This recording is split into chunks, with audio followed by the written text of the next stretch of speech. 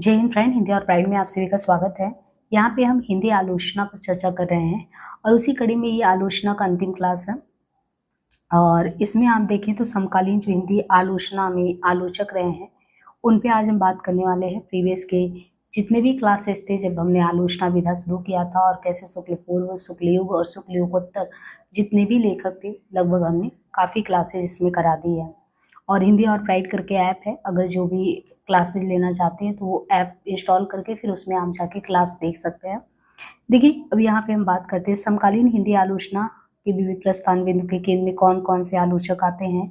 तो उन आलोचकों में जो नाम है, जो बहुत इंपॉर्टेंट नाम है निर्मला जैन जी का, डॉक्टर बच्चन सिंह का। जैसे निर्मला जैन है तो आधुनिक सौंदर्य शास्त्र को ध्यान में रख के उसको अपने केंद्र बिंदु में रख के आलोचना कर्म इनका रहा है निर्मला जैन जी का। डॉक्टर बच्चन सिंह सैद्धांतिकी एवं बीज शब्द मानते हैं, आलोचक को भी बीज शब्द, वो धर्म को, और सुधीर पचौरी करके हैं विखंडनवाद। अशोक वाजपेयी रचनात्मक साक्ष्य, विश्वनाथ प्रसाद तिवारी आलोचनात्मक संवाद। हमने विश्वनाथ प्रसाद मिश्र को पहले पढ़ लिया, ये तिवारी है, त्रिपाठी भी नहीं है, एक विश्वनाथ त्रिपाठी, तिवारी, मिश्र, तीन लोग। और परमानंद श्रीवास्तव नई कविताओं का मूल्यांकन, और डॉक्टर गोपाल राय कथा साहित्य का इतिहास। तो ये हमें इतने लेखकों को इसमें समकालीन हिंदी आलोचना में पढ़ना है। तो सबसे पहले हम समकालीन हिंदी आलोचना में जो महत्वपूर्ण लेखक हैं बच्चन सिंह, इन पे बात करते हैं।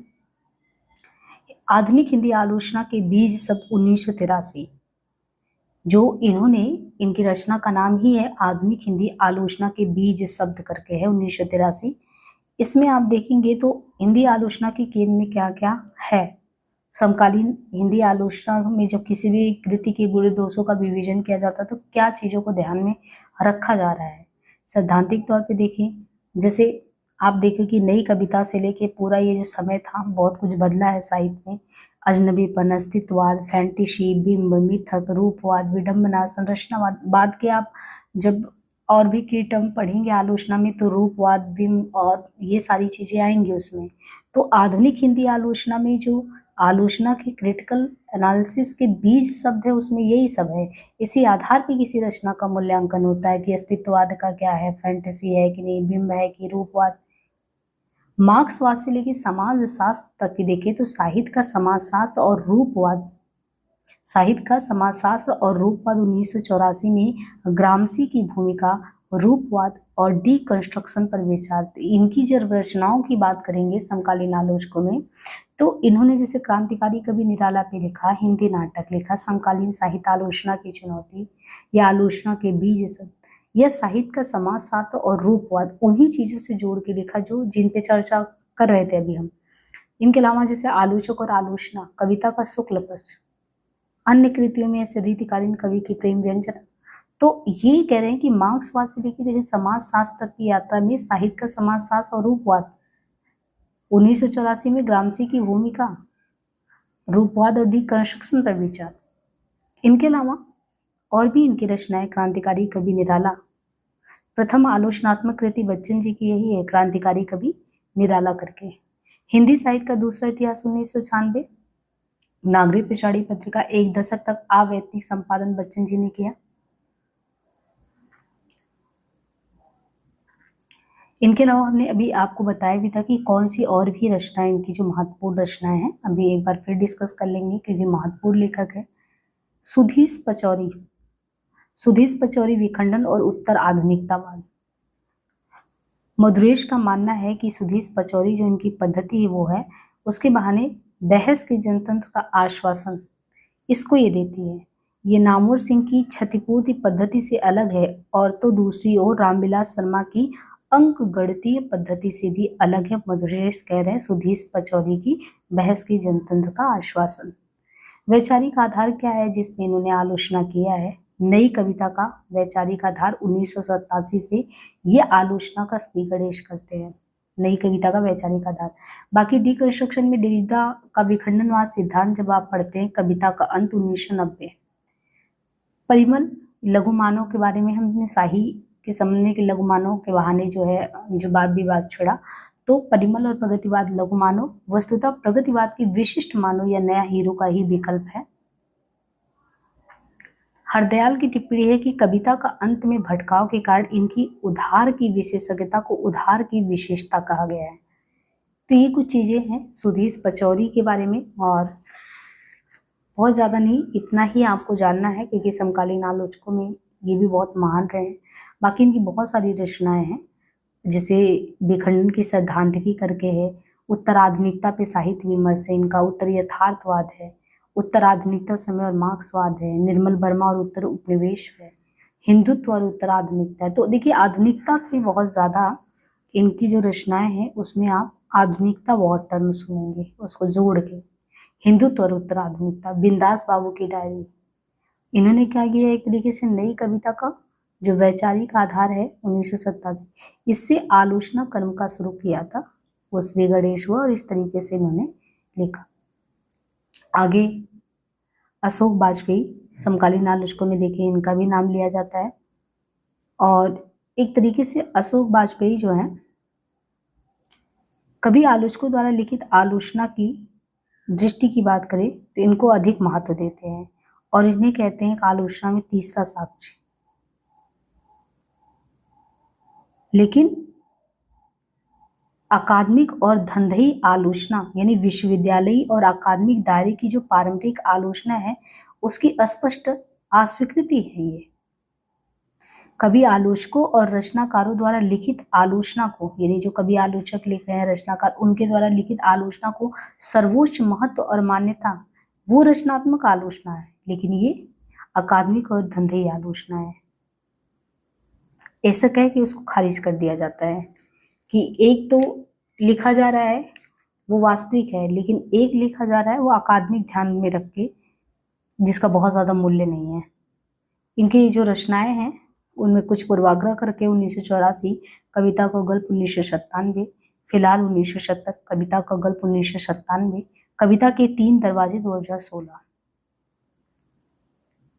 ललित कार्तिकेय इनकी आलोचना को सर्वसंग्रहवादी बताते हुए इनकी अस्थिर प्रकृति पर प्रकाश डालते हैं। इसी क्रम में देखिए विश्वनाथ प्रसाद तिवारी समकालीन आलोचकों में ये भी बहुत महत्वपूर्ण रहे हैं, और इनकी आलोचना दृष्टि की बात करें, एक तो इन्होंने दस्तावेज पत्रिका का संपादन 1978, तो दस्तावेज पत्रिका का संपादन किया, और ये ज़्यादा मार्क्सवाद के निकट नहीं बल्कि गांधीवाद के निकट रहे हैं। और प्रसाद से अज्ञेय मान्यता देखें तो ये बौद्धिक कवि हैं, जीवन के गहरे मंथन से बसते हैं। धूमिल को ये क्या कहते हैं कि धूमिल की सबसे बड़ी खासियत है तिवारी के, ये कहते हैं विश्वनाथ प्रसाद तिवारी, कि किसी भी चीज को तुरंत सोच लेना, तात्कालिकता। इनकी रचना आधुनिक हिंदी कविता 1977, प्रसाद से लेकर अज्ञेय तक 8 कवियों का पुनर्मूल्यांकन, ये आधुनिक हिंदी कविता में विश्वनाथ प्रसाद तिवारी कहते हैं। एक तरीके से आप ये समझिए ना कि इन्होंने आधुनिक हिंदी कविता 1977 में, जिसमें प्रसाद से लेकर 8 कवियों का मूल्यांकन करते हैं, तो प्रसाद को यहाँ पे क्लासिकी गरिमा का बौद्धिक कवि मानते हुए ये कहते हैं कि वे उत्तेजित करने वाले कवि नहीं हैं। इनकी कविता में जीवन और जगत के बारे में गहरा मंथन है। निराला को भी वो कहते हैं कि वो प्रगतिवाद के हैं, लेकिन इसका ये मतलब नहीं कि आप ये सोचो कि वो राजनीतिक विचारधारा से बंधे नहीं थे। इनकी रचनाओं में बहुत सारे नए साहित्य का तर्कशास्त्र, समकालीन हिंदी कविता, गद्य के प्रतिमान, नए साहित्य का तर्कशास्त्र पूछा गया इंपॉर्टेंट क्वेश्चन विश्वनाथ प्रसाद तिवारी का 1975 में, गद्य के प्रतिमान 96 में। कविता क्या है, हम लोगों को लगेगा शुक्ल जी का कविता क्या है, इनका है आलोचना कविता क्या है करके। परमानंद श्रीवास्तव नई कविता का अगर देखें तो ये भी नई कविता समकालीन कविता के प्रमुख आलोचक रहे हैं। समकालीन कविता का यथार्थ, शब्द और मनुष्य 1988, कविता का उत्तर जीवन 2004। इनके अलावा कवि कर्म और काव्य भाषा 1975, समकालीन कविता का व्याकरण 1980, नई कविता का परिप्रेक्ष्य, दूसरा सौंदर्य शास्त्र क्यों, थोड़ा सा अलग लगेगा, सौंदर्य शास्त्र में ही दूसरा सौंदर्य शास्त्र क्यों, तो ये रचनाएं परमानंद श्रीवास्तव की। समकालीन कविता का यथार्थ, शब्द और मनुष्य, कविता का उत्तर जीवन 2004। मधुरेश का कहना भी है परमानंद श्रीवास्तव भले ही जायसी पर लिखे हों पर वो नई और समकालीन कविता के आलोचक हैं। छायावादी कवियों में निराला को प्रस्थान बिंदु मानकर चलते हैं। डॉक्टर गोपाल राय हिंदी उपन्यास कोश खंड 1-2, हिंदी कहानी का इतिहास खंड 1-2-3, केंद्र में रहे हैं अज्ञेय, गोदान, मैला आंचल और महाभोज, इनका नया परिप्रेक्ष्य।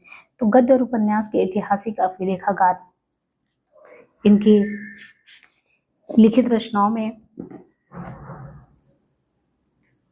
केंद्र में गोदान, मैला आंचल, महाभोज ये सभी रहा है, लेकिन विशेष तौर पे ये रहे हैं नई कविता और समकालीन कविता के प्रमुख आलोचक।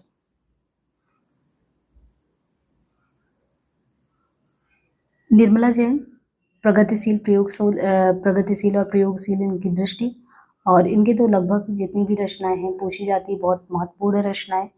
प्रगतिशील दृष्टि और जो केंद्र में इनके रहा है सौंदर्य शास्त्रीय दृष्टिकोण, रस सिद्धांत और सौंदर्य शास्त्र, नई समीक्षा के प्रतिमान। प्रमुख ग्रंथ इनका रस सिद्धांत और सौंदर्य शास्त्र, ये बहुत महत्वपूर्ण रहा है निर्मला जैन का। इनके अलावा नई समीक्षा के प्रतिमान, तो नई समीक्षा के प्रतिमान, रस सिद्धांत और सौंदर्य शास्त्र। छायावाद को स्वच्छंदता का स्वाभाविक पंथ इन्होंने माना। निराला की राम शक्ति पूजा को रहस्यवाद नहीं बल्कि शक्ति काव्य का प्रमाण ये घोषित करते हैं। तो बच्चन सिंह, सुधीश पचौरी, अशोक वाजपेयी, विश्वनाथ तिवारी, परमानंद श्रीवास्तव, गोपाल राय, निर्मला जैन, ये सभी अन्य समकालीन आलोचकों के तौर पे हैं, जिनमें अगर आप देखेंगे बच्चन जी तो उनकी दृष्टिकोण समाजशास्त्री रूपवादी दृष्टिकोण रही है। हिंदी आलोचना का बीज शब्द उन्होंने लिखा। सुधीश पचौरी विखंडनवादी उत्तराधुनिकता से संबंधित कविता का अंत। अशोक वाजपेयी वैचारिक पद्धति में तीसरा साक्ष्य कहा गया, फिलहाल कविता का गल। विश्वनाथ तिवारी कविता के मूल्यांकन में इन्होंने गांधीवादी नजरिए के ज्यादा करीब थे और नए साहित्य का तर्कशास्त्र। परमानंद श्रीवास्तव मुख्य केंद्र नई कविता इनका रहा और इन्होंने निराला को प्रस्थान बिंदु माना और नई कविता का परिप्रेक्ष्य इनकी रचना है। डॉक्टर गोपाल राय हिंदी उपन्यास कोश, निर्मला जैन रस सिद्धांत और सौंदर्य शास्त्र। तो कुल मिला के आप देखिए समकालीन हिंदी आलोचना का परिपक्व और बहुआयामी वैश्विक स्वरूप। परिभाषिक शब्दावली के निर्माण में बच्चन जी हैं, विखंडन में पचौरी, कवि आलोचकों के रचनात्मक हस्तक्षेप में वाजपेयी, तिवारी और विधागत सौंदर्य शास्त्रीय विशेषज्ञता में श्रीवास्तव, राय और जैन। देखिए कुछ महत्वपूर्ण आलोचनात्मक कृतियां हैं जो हमें कंठस्थ होनी चाहिए, तो उन्हें हम देख लेते हैं यहाँ पे।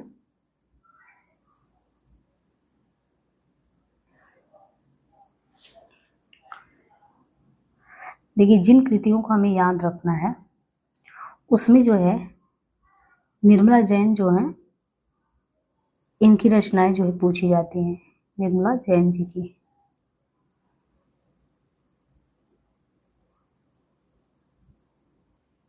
अब देखिए निर्मला जैन की जो रचनाएं बहुत ज़्यादा पूछी जाती हैं हमें पता होना चाहिए, उसमें एक है नई समीक्षा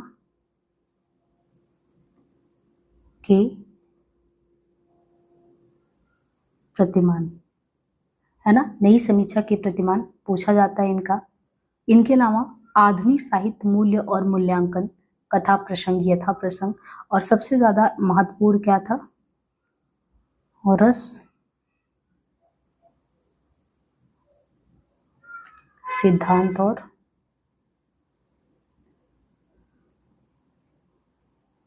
सौंदर्य शास्त्र। ये सब किसका हम पढ़ रहे हैं, ये सब निर्मला जैन जी का। इनके अलावा भी इन्होंने संपादित ग्रंथ में जैनेन्द्र की सर्वश्रेष्ठ कहानियां, साहित्य का समाजशास्त्रीय चिंतन करके इन्होंने और भी लिखा है। और आधुनिक साहित्य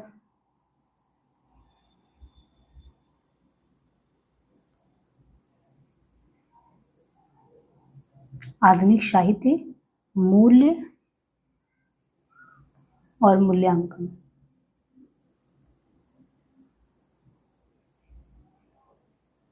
ये इनके हैं।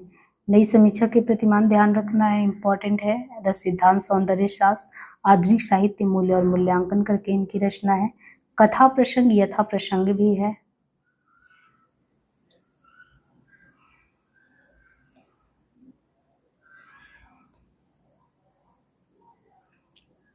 कथा प्रसंग, यथा प्रसंग, ये इम्पोर्टेंट है इनके। इनके अलावा अगर आप देखिए विश्वनाथ प्रसाद तिवारी की, तो कविता क्या है हमने बताया था, गद्य के प्रतिमान समकालीन हिंदी कविता, वो कुछ बहुत महत्वपूर्ण कृति उनकी है। और इनके अलावा देखिए समकालीन लेखकों में जो महत्वपूर्ण रहे हैं उनमें निर्मला जैन हो गई, निर्मला जैन के अलावा जो है बच्चन सिंह है। तो बच्चन सिंह का हमने देखा कि बीज शब्द कैसे था, साहित्य का समाजशास्त्र और रूपवाद, हिंदी साहित्य का दूसरा इतिहास, है ना, क्रांतिकारी कवि निराला, ये सभी थे। बाकी समकालीन हिंदी कविता, गद्य के प्रतिमान, कुबेर नाथ राय पे कविता क्या है, आलोचना के हाशिए करके एक रचना है, आलोचना के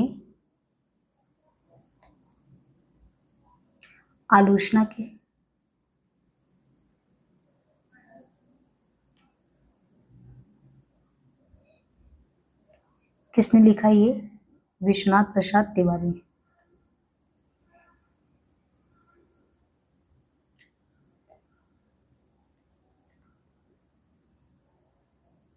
आलोचना के हाशिए करके, इन्हीं की है कविता क्या है,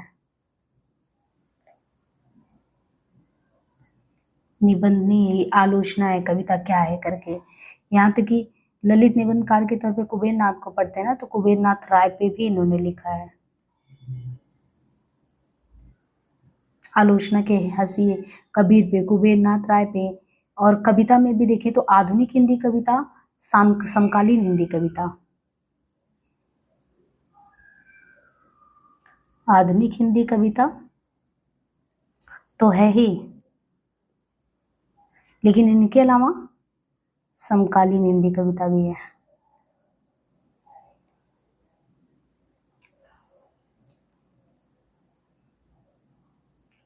तो ये कुछ रचनाएं इनके हैं, ये विश्वनाथ प्रसाद तिवारी का है।